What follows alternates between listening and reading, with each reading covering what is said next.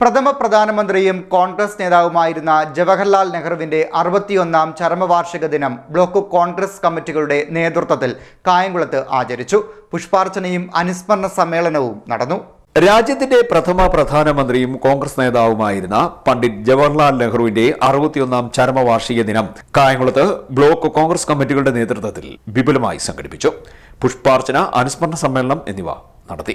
DCC general secretary AJ Shajahan ഉദ്ഘാടനം നിർവഹിച്ചു.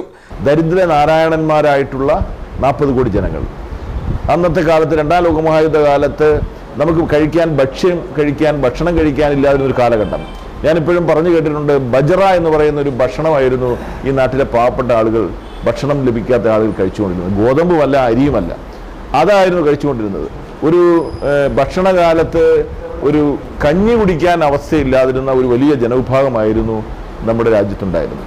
കേരളത്തിലേക്ക് സംബന്ധിച്ചിടത്തോളം അല്പം വ്യത്യസ്തമായിരുന്നെങ്കിലും രാജ്യത്തിൻ്റെ മറ്റു ഭാഗങ്ങളിൽ ജനങ്ങൾ തീരെ ഭക്ഷണം കഴിക്കാൻ കഴിയാതെ പട്ടിണി കിടന്നിരുന്ന ഒരു കാലത്ത് നിന്ന് ഈ രാജ്യത്തെ ഭക്ഷ്യ രംഗത്ത് ഉയർച്ച വരുത്തുന്നതിന് വേണ്ടിയുള്ള അദ്ദേഹത്തിൻ്റെ പരിശ്രമത്തിൻ്റെ ഭാഗമാണ് അദ്ദേഹത്തിൻ്റെ പഞ്ചവത്സര പദ്ധതികളിൽ ഈ പറഞ്ഞ നാട്ടിലെ കൃഷി ഉയർത്തിക്കൊണ്ടുവരുന്നതിനും കൂടുതൽ ഭക്ഷ്യോൽപാദനം വരുത്തുന്നതിനും വേണ്ടിയിട്ടാണ് അദ്ദേഹം ആദ്യം പരിശ്രമിച്ചത്.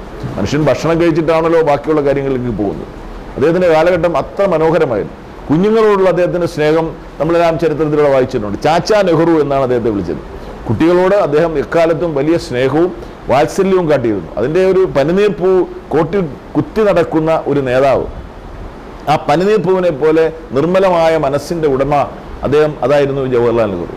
അദ്ദേഹം വലിയ കോടീശ്വരനായ മോത്തിലാൽ നെഹ്റുവിന്റെ മകനാണ്. പണ്ഡിറ്റ് മോത്തിലാൽ നെഹ്റു എന്ന് പറയുന്ന കാശ്മീർ വലിയ ബ്രാഹ്മണ സമൂഹത്തിലെ വലിയ സമ്പന്നനായ കോടീശ്വരനായ മോത്തിലാൽ നെഹ്റുവിന്റെ മകനായിരുന്നു. അദ്ദേഹം പഠിച്ച യൂണിവേഴ്സിറ്റിയിൽ അതിന് 7 വാതിലുകൾ ഉണ്ടായിരുന്നു എന്ന് നമ്മൾ പഠിച്ചിട്ടുണ്ട്. ഇദ്ദേഹം ഇറങ്ങി വരുന്നത് അറിയാത്തത് കൊണ്ട്, എതിരെയാണ് ഇറങ്ങി വരുന്നതെന്ന് അറിയാത്തത് കൊണ്ട് 7 വാതിലുകളിലും അദ്ദേഹത്തെ കാത്ത് കാറുകൾ കിടക്കുമായിരുന്നു. South block Congress president ചെറുപ്പുറത്ത് Murali അധ്യക്ഷനായി. ഈ ആചരണം നടക്കുമ്പോൾ ഇന്ത്യൻ നാഷണൽ കോൺഗ്രസിൻ്റെ നേതാവും ഇന്ത്യയുടെ പ്രഥമ പ്രധാനമന്ത്രിയും നമ്മുടെ രാഷ്ട്രശില്പിയും ലോകാരാധ്യനുമായിരുന്ന പണ്ഡിറ്റ് ജവഹർലാൽ നെഹ്റുവിനെ, ആ നെഹ്റുവിൻ്റെ സ്മരണകളെ മാത്രമല്ല പ്രഥമ പ്രധാനമന്ത്രിയെ വരെ തമസ്കരിക്കുവാനുള്ള രാഷ്ട്രീയ തീരുമാനമെടുത്തുകൊണ്ട് പോകുന്ന ഒരു ഗവൺമെൻറ്റിൻ്റെ കീഴിലാണ് ഈ ചടങ്ങുകളും ഈ രാജ്യവും മുന്നോട്ട് പോകുന്നത് എന്നുള്ള കാര്യം നാം വിസ്മരിക്കാൻ പാടില്ല. നമുക്കറിയാം, 35 കോടി പട്ടിണി പാവങ്ങളെ ബ്രിട്ടീഷുകാരൻ ഇന്ത്യയിൽ സ്വാതന്ത്ര്യം ലഭിക്കുമ്പോൾ നമ്മുടെ സമ്പത്ത് മുഴുവൻ കാർന്ന് സമ്പത്തില്ലാത്ത ഒരു രാജ്യമായി അനാഥരായ 35 കോടി ജനങ്ങളെ ഭാരതത്തിന് സമർപ്പിച്ചുകൊണ്ട് അതിൻ്റെ പ്രഥമ പ്രധാനമന്ത്രി ഡൽഹിയിലെ ചെങ്കോട്ടയിൽ റെഡ് ഫോർട്ടിൽ നമ്മുടെ ദേശീയ പതാക ഉയർത്തിക്കൊണ്ട് അദ്ദേഹം നടത്തിയ പ്രഖ്യാപനം.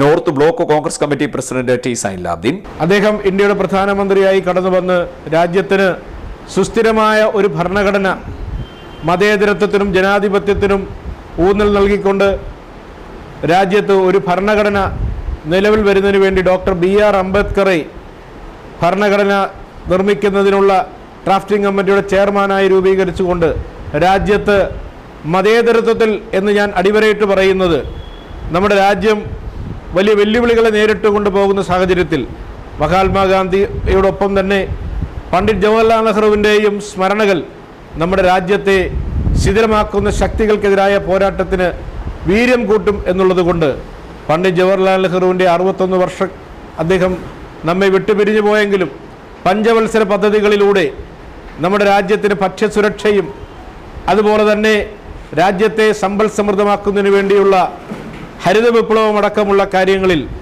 തീരുമാനമെടുത്ത് മുന്നോട്ട് പോയ ലോകം കണ്ട ഏറ്റവും വലിയ സോഷ്യലിസ്റ്റ് ആയിരുന്നു പണ്ഡിറ്റ് ജവഹർലാൽ നെഹ്റു. DCC ഭാരവാഹികളായ അലക്സ് മാത്യു, AP ഷാജഹാൻ, മറ്റ് നേതാക്കളായ MR Saleem Shah, Biju Nasarulla, Babu Korampallil, S Bindish, Rajeev Valyath, P Rajendrakurup, Hashir Puthenkandam, Panakkal Devarajan, Chukkoor Vazhisseri, Madhu Vanchileth, CP Thomas, Susheela Vishambharan, Vijayan Marakkaleth, VK Viswanathan, Biju David, Santhosh Vayalil, P Appukuttan, Shefi വാലയത്ത്, Krishnakumar, Lalan Pathiyoor, Riyas നൈനാരേത്ത്, MK Sudhakaran, ചിന്തു പുതുപ്പള്ളി, സുധാകരൻ തുടങ്ങിയവർ പങ്കെടുത്തു. CDNet news, Kayamkulam.